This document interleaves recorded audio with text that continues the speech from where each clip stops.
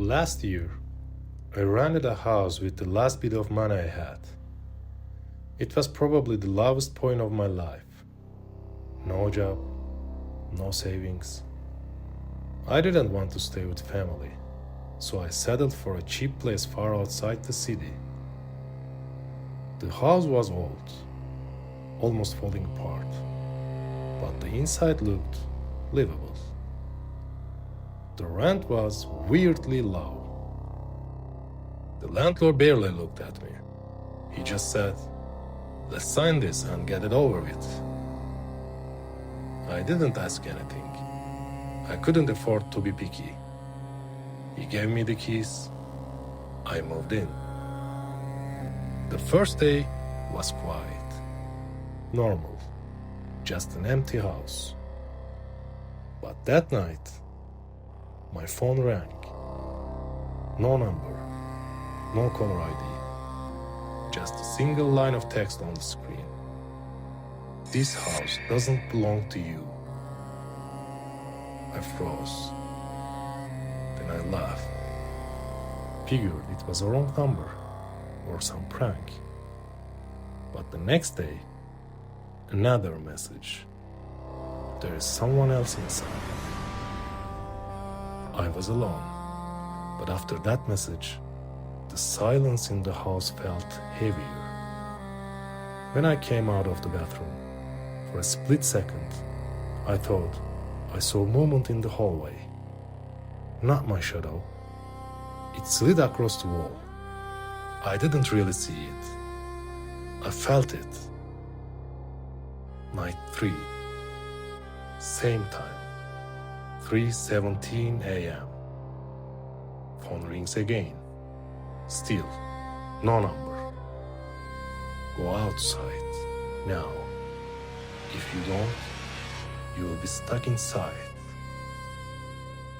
I got irritated. Told myself it was all nonsense. Deleted the message.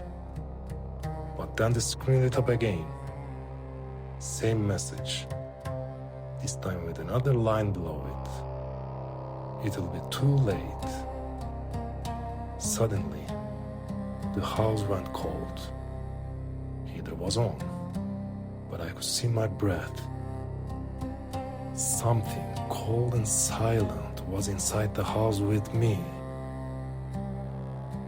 Night 4. I turned the phone off, put it on the drawer, tried to sleep.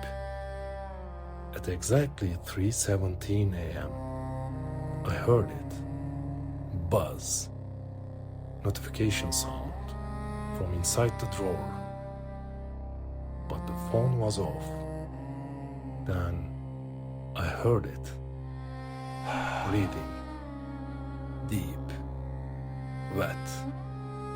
Almost animal-like. Coming from the drawer. I opened it. Phone screen was still black, but the front camera was on. It was showing my face. And behind me, something else. Something tall, something not moving. Then text appeared on the screen. "Don't turn around. I'm here." I turned, slowly. On the curtain, a shadow. It didn't move, but it was watching me. I woke up screaming, still in bed, soaked in sweat. It was a nightmare. At least, that's what I thought. I got up, went to kitchen, poured myself a glass of water. That's when my phone buzzed again. One new video. I opened it. It was me, standing in the kitchen. Same moment, same angle. But I wasn't alone. That shadow was next to me, close, and in a raspy, whispering voice, it said, "It's already too late." I haven't gotten any message since then, but I still woke up every night at 3:17 a.m. And sometimes, in the dark corner of my room, I can hear something breathing.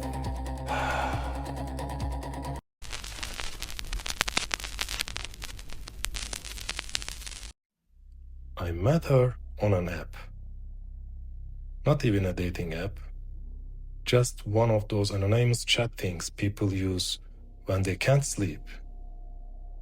Her name was Linda, or at least that's what she told me.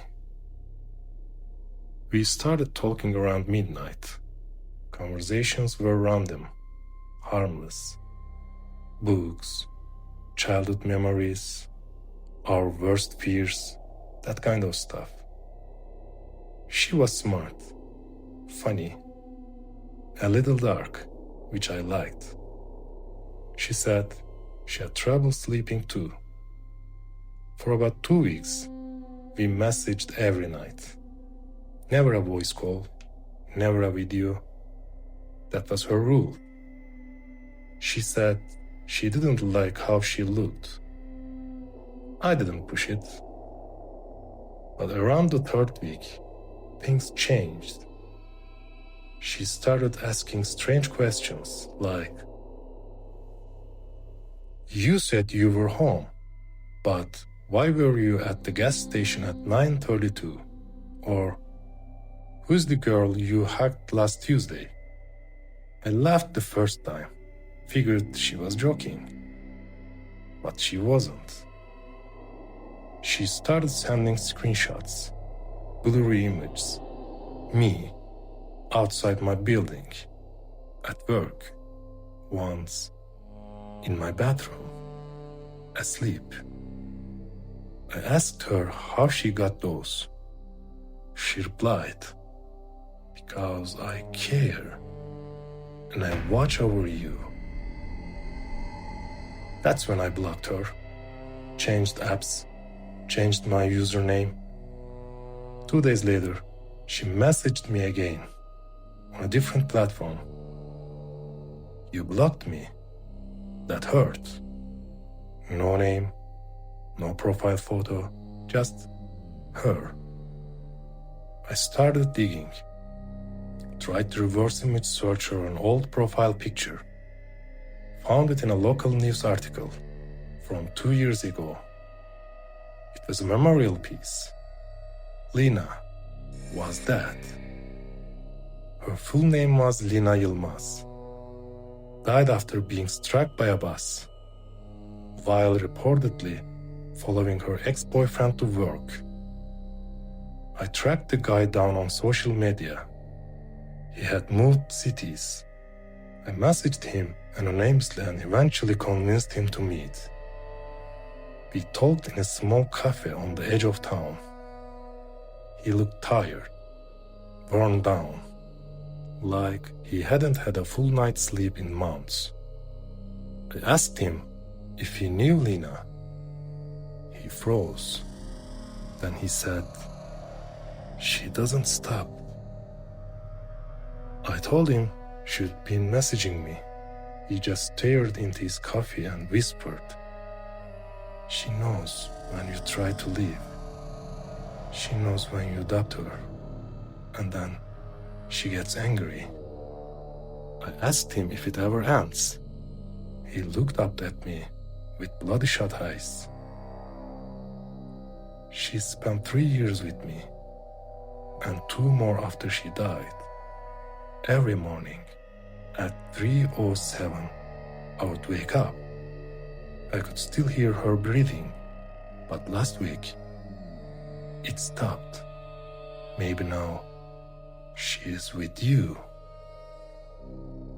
I haven't heard from her since, but last night, 2:44 a.m., my phone lit up. A message from a contact just called L. "You didn't say goodbye." There was a photo attached. Me, lying in bed. But I am not alone. Next to me, a slowly fading silhouette, and under the image, one line of text. I'm not letting go this time.